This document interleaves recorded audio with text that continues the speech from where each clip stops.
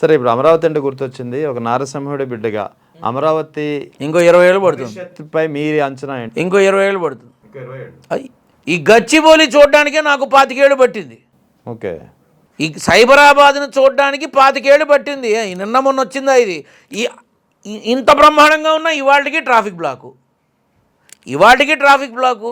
ఎవరు తొందరగా వెళ్ళలేరు. యుఎస్ టెక్నాలజీని తీసుకొచ్చాం, హై లెవెల్ టెక్నాలజీని తీసుకొచ్చాం, ఇక మేము చేసేస్తాం. అవ్వదు అంత తేలిక. ఇప్పుడు అమరావతిలో కట్టిన కట్టడాలన్నీ ఎందుకు వెలవెలబోతున్నాయి? ఎందుకు పెచ్చులుడిపోతున్నాయి? ఎందుకు బీట్ల వారినాయి? ఎందుకు ఏది ముందుకెళ్ళట్లేదు? అంత కేవలం ఒక ప్రాంతాన్ని డెవలప్ చేయడం కోసం లక్షల కోట్లు ఎందుకు? ఒక్క ప్రాంతం డెవలప్ చేయడం కోసం ఆ భారం యావత్ రాష్ట్ర ప్రజానీకం మీద పడుతుంది. అవును, మేమేగా కట్టాల్సింది వడ్డీలు.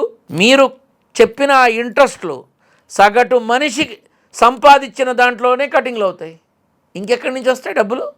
కాబట్టి అమరావతి అనేది ఒక్కొక్క అంశగా ఒక్కొక్క ముక్క ఒక్కొక్క మెట్టు ఎక్కుతూ 4-5 టర్ములు పడుతుంది తప్ప అంత ఫాస్ట్గా అవ్వడానికి ఇప్పుడు కట్టే విధానంలో తేడా వస్తే కుప్పకూలిపోతాయి. అవును.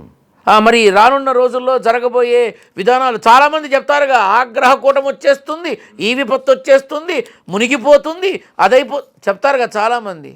మరి అవన్నీ జరిగితే అమరావతిలో గట్టిగా వానబడింది అంటే కనీసం వారం రోజుల పాటు నడవలేరా మట్టిలో? వారం రోజులు నడవలేరు. సో ఇవన్నీ గ్రహించాలి. వాటర్ బేస్ రివర్కి దగ్గరగా ఏం కట్టచ్చు, ఏం కట్టకూడదు. నదికి చాలా దగ్గరగా ఉంది కదా. 20 అడుగులు 40 అడుగులు లోతుకి ఫౌండేషన్స్ తీసి నువ్వు కట్టేటప్పుడు ఏమన్నా తేడా జరిగితే? అవును. సో టెక్నికల్గా మనం ఆలోచిస్తే అమరావతిలో కొంత భాగం ఫాస్ట్గా డెవలప్ అవుతుంది, బట్ అంతా కాదు. మనం అమరావతిని అద్భుతమైన సింగపూర్ లాగా, దుబాయ్ లాగా, మలేషియా చూడాలనుకుంటే నేను ఉంటానో ఉండను తెలియదు నాకు. ఈ లెక్కన వైఎస్ జగన్ చెప్పినటువంటి 3 రాజధానులు అయితేనే బెటర్ అంటారా? ఇక్కడ 3 రాజధానులకి నేను వ్యతిరేకము కాదు, అమరావతికి వ్యతిరేకము కాదు. నాకు అనవసరం ఇవన్నీ. ఓకే, నాకొద్దు. ఇప్పుడు జగన్ గారి యొక్క ఆలోచన ప్రతి ప్రాంతం డెవలప్ చేసే విధానంలో, ప్రతి ప్రాంతానికి ఒక ప్రాధాన్యత ఇచ్చే విధానంలో ఈ రకమైన నిర్ణయం తీసుకొని ఉండొచ్చు. ఎగ్జాక్ట్లీ. అంతే తప్ప అక్కడ ఖచ్చితంగా వేరే ఉద్దేశం ఏముంటుందో? ఉండదు, అంతకుమించి ఏముండదు. అయితే ఓకే, వీళ్ళు అమరావతిని రాజధాని చేశారు, ఓకే, నో ప్రాబ్లం. ఇప్పుడు రేవంత్ రెడ్డి దీన్ని ఎన్ని మున్సిపాలిటీలు చేశాడు? ఎందుకు చేశాడు? ఆయన ఎంత ఆలోచన లేకపోతే చేశాడు? అవునా కాదా? అంతే కదా. సో ఫ్యూచర్ సిటీ అని, సైబర్ సిటీ అని, హైటెక్ సిటీ అని, ఇంకోటని ఇన్ని చేశారు. ఎందుకు చేశారు? డెవలప్మెంట్ కోసమేగా. అవును. అట్లాగే ఇప్పుడు ఎవరు ఒప్పుకున్నావు? నేను ఏనాడో చెప్పా, తెలంగాణలో ఉన్న ఆంధ్ర సినీ రంగ ప్రముఖులంతా ఆంధ్రప్రదేశ్ వెళ్ళిపోతారు, వైజాగ్ బేస్ క్యారిడర్లో స్థిరపడతారు, వైజాగ్లోనే తెలుగు చిత్రరంగం ఉండి తీరుతుంది అన్న. కరెక్ట్గా నేను అన్న నెల రోజుల తర్వాత గంటా శ్రీనివాసరావు అదే చెప్పారు. తెలుగు సినీ రంగానికి వైజాగ్ ప్రథమ భాగం అని. అంతే. ఇప్పుడు ప్రత్యేకించి సినిమా రంగం అంతా వైజాగ్ వెళ్తుందంటే ఎందుకని? కాకినాడలో ఉండొచ్చు, నెల్లూరులో ఉండొచ్చు, తిరుపతిలో ఉండొచ్చు. ఎందుకు అంటే అక్కడ ఉన్న వనరులు మీకు ఉపయోగపడతాయి కాబట్టి. ఇప్పుడు వైజాగ్ని ఒక క్యాపిటల్గా చేస్తాను అని జగన్ అన్నారు, మరి తప్పే ఉంది? మీరు సినిమా ఇండస్ట్రీ అన్నారు, ఈయనేమో రాజధాని అన్నారు. అంతేగా తేడా. అంతే కదా. వైజాగ్ సినీ ఇట్స్ ఎ టూరిజం స్పాట్, అంతే, డౌట్ లేదు. It is a pure tourism spot. ఈ విధానంలో చూస్తే మరి అక్కడ తప్పేం జరిగింది? సరే, కర్నూలులో ఏదో ఈ హైకోర్టులో అవి అన్నారు, ఓకే, కాసేపు అనుకుందాం. అటుపక్క కూడా డెవలప్ అయితే కర్నూలు నుంచి ఇంకో 100 కిలోమీటర్లు డెవలప్ అవుతుందనే ఆలోచన ఉందేమో. అవును కదా.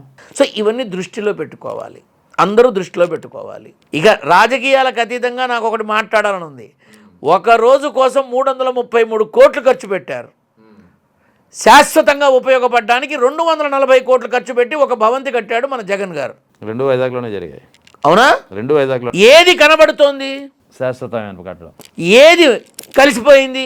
ఆ 333 కోట్లలో ఏం ఖర్చులున్నాయో, ఏం బిల్స్ ఉన్నాయో, ఏం రిపోర్ట్లు ఉన్నాయో, ఏం ఆడిటింగులు జరిగాయో వాడికని తెలుసా? అసలు నన్ను అడిగితే ప్రతి నియోజకవర్గ ఎమ్మెల్యే ఒక డిస్ప్లే బోర్డు పెట్టాలి. రైల్వే ఎంక్వైరీలో ఏ ట్రైను ఎన్నింటికి వస్తుంది, ఎక్కడికి వెళ్తుంది అనే బోర్డు ఉంటుంది కదా, అలాంటి బోర్డు పెట్టాలి. మాకు ప్రభుత్వం నుంచి వచ్చిన నిధులు ఇవి, మేము ఖర్చు పెట్టిన నిధులు ఇవి, ఈ వార్డులకింత, ఈ వీటికింత, మిగిలింది ఇది అని పెట్టాలి. పెట్టగలరా? లేదు. నేను బతికుండగా జరగదు. నేనైతే మాత్రం డెఫినెట్గా పెడతా. ఎందుకంటే ప్రజలకి తెలియాల్సిన విషయాన్ని ప్రభుత్వంతో ఆగిపోతే ఆ ప్రజలు ఎందుకు 5 ఏళ్ల పాటు అడగరు? బికాజ్ 5 ఏళ్లకోసారి వచ్చే ఆ కాస్త తాయిలాల కోసం ఆరాటపడ్డంతసేపు ఎవ్వడికి హక్కు లేదు వచ్చి ప్రశ్నించే హక్కు. రైట్. ఇక జమిలీ ఎన్నికలు అంటున్నారు, అది వస్తాయనుకుంటున్నారా, రావనుకుంటున్నారా? 50-50 ఛాన్సెస్. వస్తే 2027 కల్లా సిద్ధంగా ఉండండి. 2027 నెక్స్ట్ ఇయర్ వస్తే అవకాశం చాలా ఉంది. ఓకే. ఎందుకంటే నరేంద్ర మోడీ గారి మనసులో ఉన్న విధానం ఏమిటి అంటే, ఏదైనా సరే అపర చాణక్యుడు. చంద్రబాబు నాయుడు గారిని అంటారు చాణక్యులు, కాదు నరేంద్ర మోడీ గారు అపర చాణక్యులు, ఈయన చాణక్య చంద్రగుప్తలాగా అనమాట. ఈయన చంద్రబాబు నాయుడు గారి యొక్క బ్రెయిన్ టెక్నికల్ బ్రెయిన్ 100%, అసలు అందులో అనుమానం లేదు. కానీ నరేంద్ర మోడీ గారు is the master of masters.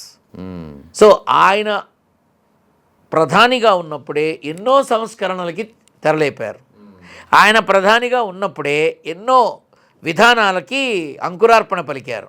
So ఈ జమిలీ ఎన్నికలు అనేది ఒకేసారి దేశమంతా ఎలక్షన్స్ పెడితే ఇక మాట్లాడితే ఖర్చులు అవి ఇవి ఉండవు, మాట్లాడితే ఈ టెన్షన్లు ఉండవు, ఒకేసారి మొత్తం అంతా సెట్ అయిపోతుంది అన్న ఒక ఆలోచనతో రేపు దాన్ని కొబ్బరికాయ కొట్టి ఇక మొదలు పెడదాం మనం. There is a possibility.